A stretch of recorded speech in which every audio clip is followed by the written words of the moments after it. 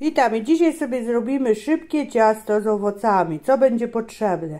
Najpierw na ciasto kruche trzeba zagnieść.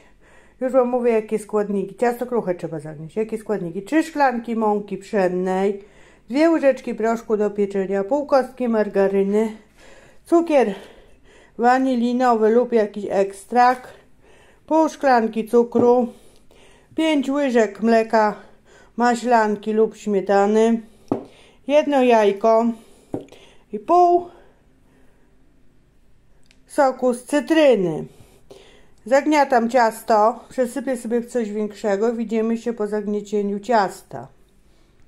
Z tych składników, co pokazywałam, zagniotłam ciasto. Podzielone jest na 2 części.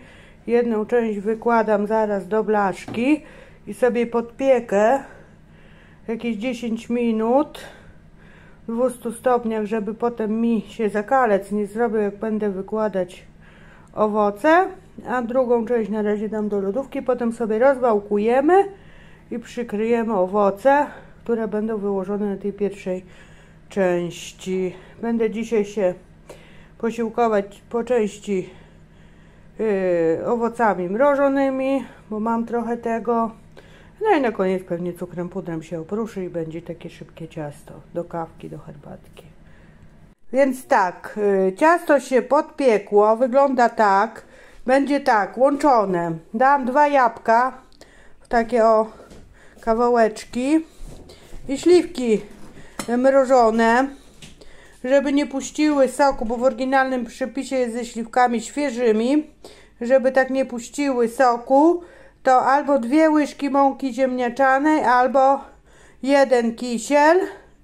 Ja zdecydowałam, że kisiel wezmę cytrynowy, to po prostu taka galaretka powstanie i kisiel po prostu nadmiar soku wciągnie. A ciasto też podpiekane, żeby się po prostu zakalec nie zrobił, żeby ten sok nie przez ciasto nie przeszedł. Także tu dodaję kisiel, u mnie akurat z cukrem, ale to nie szkodzi, bo śliwki wiadomo są troszkę kwaśnawe. Wymieszam i będę wykładać i śliwki, i jabłka, i pójdę po to ciasto. Pozostałe rozwałkuję go mniej więcej na wielkość blachy i wyłożę. Także biorę się za robotę. I tak, owoce już razem z tym kiszem, jak widzicie, wyłożone. Tu sobie rozwałkowałam już placek mniej więcej na wielkość blachy i sobie zaraz tutaj go wyłożę, żeby mi się nic nie połamało. Piekarnik już się nagrzewa. I tak się prezentuje już po całkowitym złożeniu to ciasto. Piekarnik się dosyć szybko już się nawet nagrzał, bo on był nagrzany po podpiekaniu tego dolnego placka.